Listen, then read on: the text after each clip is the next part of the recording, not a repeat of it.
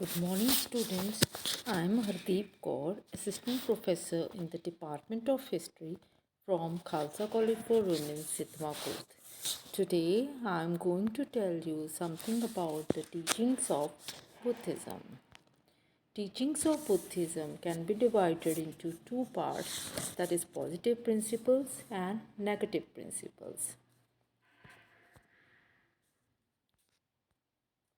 Positive principle सब तो पहला पॉइंट है फोर नोबल ट्रूथ चार मूल सच्चाइयाँ चार ਕਿਹੜੀ मूल सच्चाइयाँ ने the world is full of sorrow पहली सच्चाई है कि संसार दुखां दा घर है second desire is the root causes of all sorrow दूसरी सच्चाई इन्हां दुखां दा कारण है ਅਤੇ ਇਹ ਕਾਰਨ ਮਨੁੱਖ ਦੇ ਆਪਣੀ ਇੱਛਾਵਾਂ ਹਨ third sorrow can be conquered by conquering desire तीसरी सच्चाई ये है कि लालसा का दमन करन नाल दुख दूर हो सकता है fourth desire can be conquered by following eight fold path चौथी ਅਤੇ अंतिम सच्चाई ये है कि लालसा का दमन अष्टमार्ग द्वारा हो सकता है नैक्सट पॉइंट मिडल पाथ और eight fold path Mahatma Buddha ਨੇ ਲੋਕਾਂ ਨੂੰ 8 ਸਿਧਾਂਤ ਅਪਣਾਉਣ ਦਾ ਉਪਦੇਸ਼ ਦਿੱਤਾ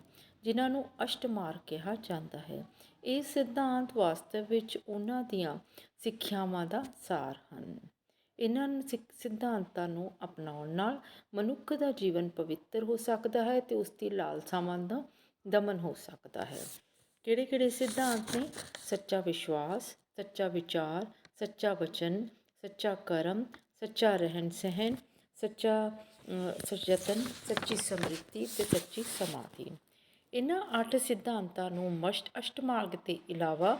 ਅਸ਼ਟਮਾਰਗ ਤੋਂ ਇਲਾਵਾ ਮੱਧ ਮਾਰਗ ਵੀ ਕਿਹਾ ਜਾਂਦਾ ਹੈ ਕਿਉਂਕਿ ਇਹ ਮਾਰਗ ਕਠੋਰ ਤਪੱਸਿਆ ਅਤੇ ਭੋਗ ਵਿਲਾਸ ਦੇ ਵਿਚਕਾਰ ਦਾ ਮਾਰਗ ਹੈ ਦੈਨ ਨੈਕਸਟ ਪੁਆਇੰਟ ਇਜ਼ ਅਹਿੰਸਾ ਮਹਾਤਮਾ ਬੁੱਧ ਦੀਆਂ ਸਿੱਖਿਆਵਾਂ ਦਾ ਮੁੱਖ ਸਿਧਾਂਤ ਹੈ ਉਹਨਾਂ ਦਾ ਵਿਸ਼ਵਾਸ ਸੀ ਕਿ ਸਾਰੇ ਹੀ ਜੀਵ ਚਾਹੇ ਉਹ ਮਨੁੱਖ ਹੋ ਪਸ਼ੂ ਹੋ ਜਾਂ ਪੰਛੀ ਸਾਰਿਆਂ ਨਾਲ ਸਾਨੂੰ ਪਿਆਰ ਕਰਨਾ ਚਾਹੀਦਾ ਹੈ ਸਾਨੂੰ ਕਿਸੇ ਨੂੰ ਵੀ ਮਾਰਨਾ ਨਹੀਂ ਚਾਹੀਦਾ ਕਿਸੇ ਦੀ ਵੀ ਹੱਤਿਆ ਨਹੀਂ ਕਰਨੀ ਚਾਹੀਦੀ ਮਹਾਤਮਾ ਬੁੱਧ ਨੇ ਪਸ਼ੂਆਂ ਦਾ ਮਾਸ ਖਾਣ ਦੀ ਕਠੋਰ ਸ਼ਬਦਾਂ ਵਿੱਚ ਨਿੰਦਾ ਕੀਤੀ ਹੈ ਨੈਕਸਟ ਪੁਆਇੰਟ ਥਿਊਰੀ ਆਫ ਕਰਮ ਦਾ ਸਿਧਾਂਤ ਮਹਾਤਮਾ ਬੁੱਧ ਕਰਮ ਦੇ ਸਿਧਾਂਤ ਵਿੱਚ ਉਹਨਾਂ ਦਾ ਬਹੁਤ ਜ਼ਿਆਦਾ ਵਿਸ਼ਵਾਸ ਸੀ ਉਹਨਾਂ ਦਾ ਮੰਨਣਾ ਸੀਗਾ ਕਿ ਸਾਨੂੰ ਆਪਣੇ ਕਰਮਾਂ ਦੇ ਹੀ ਫਲ ਜਾਂ ਸਜ਼ਾਵਾਂ ਮਿਲਦੀ ਹੈ ਜੇਕਰ ਆਪਾਂ ਚੰਗੇ ਕਰਮ ਕਰਾਂਗੇ ਤਾਂ ਚੰਗੇ ਫਲ ਮਿਲਣਗੇ ਅਤੇ ਮਾੜੇ ਕਰਮ ਕਰਾਂਗੇ ਤਾਂ ਉਸਦੇ ਮਾੜੇ ਫਲ ਮਿਲਣਗੇ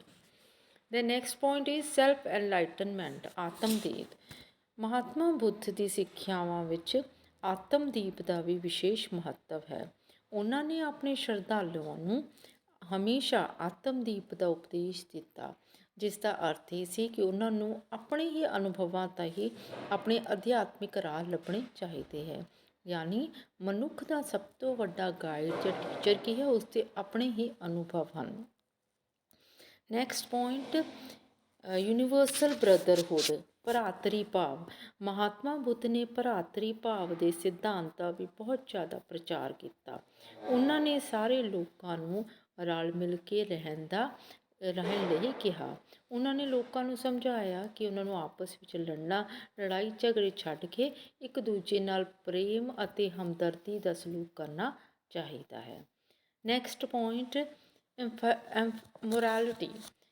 ਮਹਾਤਮਾ ਬੁੱਧ ਨੇ ਨੈਤਿਕਤਾ ਉੱਤੇ ਵਿਸ਼ੇਸ਼ ਰੂਪ ਵਿੱਚ ਜ਼ੋਰ ਦਿੱਤਾ ਉਹਨਾਂ ਨੇ ਕਿਹਾ ਮਨੁੱਖ ਨੂੰ ਚੰਗੇ ਨੈਤਿਕ ਗੁਣਾਂ ਨੂੰ ਅਪਣਾਉਣਾ ਚਾਹੀਦਾ ਹੈ ਜਿਵੇਂ ਕਿ ਸੱਚ ਬੋਲਣਾ ਦਾਨ ਦੇਣਾ ਝੂਠ ਨਾ ਬੋਲੋ ਕਿਸੇ ਦੀ ਨਿੰਦਾ ਨਾ ਕਰੋ ਇਮਾਨਦਾਰੀ ਨਾਲ ਆਪਣੀ ਲਾਈਫ ਬਿਤਾਓ ਚੰਗੇ ਕਰਮ ਕਰੋ ਮਾੜੇ ਕਰਮਾਂ ਤੋਂ ਬਚੋ ਆਦਿ ਅਗਲਾ ਪੁਆਇੰਟ ਹੈ ਨਿਰਵਾਣ ਮਹਾਤਮਾ ਬੁੱਧ ਨੇ ਨਿਰਵਾਣ ਦੇ ਉੱਤੇ ਬਹੁਤ ਜ਼ਿਆਦਾ ਉਹਨਾਂ ਨੇ ਜ਼ੋਰ ਦਿੱਤਾ ਉਹਨਾਂ ਦਾ ਮੰਨਣਾ ਸੀਗਾ ਕਿ ਨਿਰਵਾਣ ਉਹ ਅਵਸਥਾ ਹੈ ਜਿੱਥੇ ਮਨੁੱਖ ਨੂੰ ਮਨ ਦੀ ਪੂਰਨ ਅਵਸਥਾ ਜਿਹੜਾ ਸੀਗੀ ਅਵਸਥਾ ਪ੍ਰਾਪਤ ਹੁੰਦੀ ਹੈ पूर्ण शांति की अवस्था प्राप्त होती है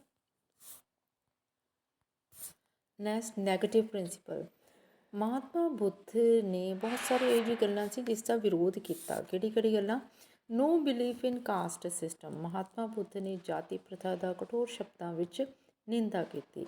ਉਹਨਾਂ ਦੇ ਅਨੁਸਾਰ ਜਾਤੀ ਪ੍ਰਥਾ ਦੇ ਕਰਕੇ ਮਨੁੱਖ ਵਿੱਚ ਜਿਹੜੇ ਹੈਗੀ ਹੈ ਬਹੁਤ ਸਾਰੀ ਸਮਾਜ ਵਿੱਚ ਬੁਰਾਈਆਂ ਪੈਦਾ ਹੁੰਦੀਆਂ ਹਨ। ਅਸੀਂ ਛੂਤ ਛਾਤ ਦੀ ਭਾਵਨਾ ਜਾਂ ਭੇਦਭਾਵ ਦੀ ਭਾਵਨਾ ਪੈਦਾ ਹੁੰਦੀ ਹੈ। ਉਹਨਾਂ ਨੇ ਜਾਤੀ ਪ੍ਰਥਾ ਦਾ ਕਠੋਰ ਸ਼ਬਦਾਂ ਵਿੱਚ ਨਿੰਦਾ ਕੀਤੀ ਹੈ। ਉਹਨਾਂ ਦੇ ਅਨੁਸਾਰ ਸਾਰੇ ਹੀ ਮਨੁੱਖ ਬਰਾਬਰ ਹਨ। ਕੋਈ ਵੀ ਮਨੁੱਖ ਚਾਹੇ ਕਿਸੇ ਵੀ ਜਾਤ ਦਾ ਹੋ, ਉਹ ਨਿਰਵਾਣ ਦੀ ਪ੍ਰਾਪਤੀ ਕਰ ਸਕਦਾ ਹੈ। ਨੋ ਬਿਲੀਫ ਇਨ ਯਜਨਾਸ ਐਂਡ ਸੈਕਰੀਫਾਈਸਿਸ। ਯੱਗਾਂ ਅਤੇ ਸੈਕਰੀਫਾਈਸ ਬਲੀਆਂ ਵਿੱਚ ਕੋਈ ਵੀ ਵਿਸ਼ਵਾਸ ਨਾ ਹੋਣਾ। ਮਹਾਤਮਾ ਬੁੱਧ ਨੇ ਯੱਗਾਂ ਅਤੇ ਬਲੀ ਦਾ ਕਠੋਰ ਸ਼ਬਦਾਂ ਵਿੱਚ ਨਿੰਦਾ ਕੀਤੀ ਹੈ। ਉਹਨਾਂ ਦੇ ਅਨੁਸਾਰ ਉਸ ਸਮੇਂ ਜੋ ਦੇਵਤਿਆਂ ਨੂੰ ਖੁਸ਼ ਕਰਨ ਲਈ ਕਈ ਯੱਗ ਕੀਤੇ ਜਾਂਦੇ ਸੀ, ਮਨੁੱਖ ਦੀ ਬਲੀ ਦਿੱਤੀ ਜਾਂਦੀ ਸੀ, ਕਈ ਪਸ਼ੂਆਂ ਦੀ ਬਲੀ ਦਿੱਤੀ ਜਾਂਦੀ ਸੀ। ਇਹਨਾਂ ਸਾਰੀ ਗੱਲਾਂ ਦਾ ਉਹਨਾਂ ਨੇ ਕਠੋਰ ਸ਼ਬਦਾਂ ਵਿੱਚ ਵਿਰੋਧ ਕੀਤਾ ਹੈ। ਨੋ ਬਿਲੀਫ ਇਨ ਵਿਨਾਸ਼। ਤਪੱਸਿਆ ਵਿੱਚ ਅਵਿਸ਼ਵਾਸ। ਮਹਾਤਮਾ ਬੁੱਧ ਨੇ ਤਪੱਸਿਆ ਵਿੱਚ ਕੋਈ ਵਿਸ਼ਵਾਸ ਨਹੀਂ ਦਿੱਤਾ।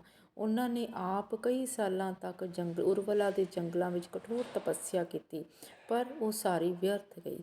ਇਸ ਲਈ ਉਹਨਾਂ ਨੇ ਆਪਣੇ ਫੋਲੋਅਰਸ ਨੂੰ ਇਹ ਉਪਦੇਸ਼ ਦਿੱਤਾ ਕਿ ਉਹਨਾਂ ਨੂੰ ਗ੍ਰਹਿਸਥ ਜੀਵਨ ਵਿੱਚ ਜਿਉਣਾ ਚਾਹੀਦਾ ਹੈ ਅਤੇ ਜੰਗਲਾਂ ਵਿੱਚ ਜਾ ਕੇ ਉਹਨਾਂ ਨੂੰ ਕਠੋਰ ਤਪੱਸਿਆ ਕਰਨ ਦੀ ਲੋੜ ਨਹੀਂ। ਗ੍ਰਹਿਸਥ ਜੀਵਨ ਵਿੱਚ ਰਹਿ ਕੇ ਅਸ਼ਟਮਾਰਗ 'ਤੇ ਚੱਲ ਕੇ ਉਹ ਨਿਰਵਾਣ ਦੀ ਪ੍ਰਾਪਤੀ ਕਰ ਸਕਦੇ ਹਨ। No believe in the sanctity of Sanskrit language. Sanskrit ਭਾਸ਼ਾ ਦੀ ਪਵਿੱਤਰਤਾ ਵਿੱਚ ਅਵਿਸ਼ਵਾਸ। ਮਹਾਤਮਾ ਬੁੱਧ ਨੇ ਸੰਸਕ੍ਰਿਤ ਭਾਸ਼ਾ ਦੀ ਪਵਿੱਤਰਤਾ ਦਾ ਵੀ ਵਿਰੋਧ ਕੀਤਾ। ਉਹਨਾਂ ਦੇ ਅਨੁਸਾਰ ਸੰਸਕ੍ਰਿਤ ਭਾਸ਼ਾ ਪਵਿੱਤਰ ਨਹੀਂ ਹਨ।